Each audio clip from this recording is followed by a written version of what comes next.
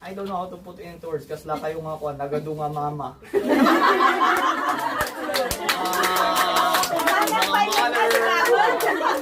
Mga mga tita. And I don't really feel na distant. It's as if we've known each other for years.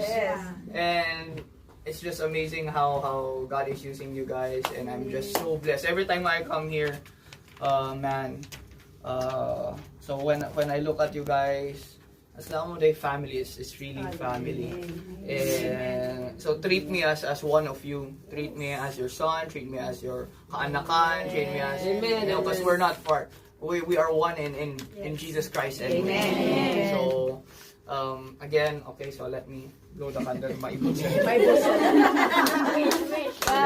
Let me say my personal prayer.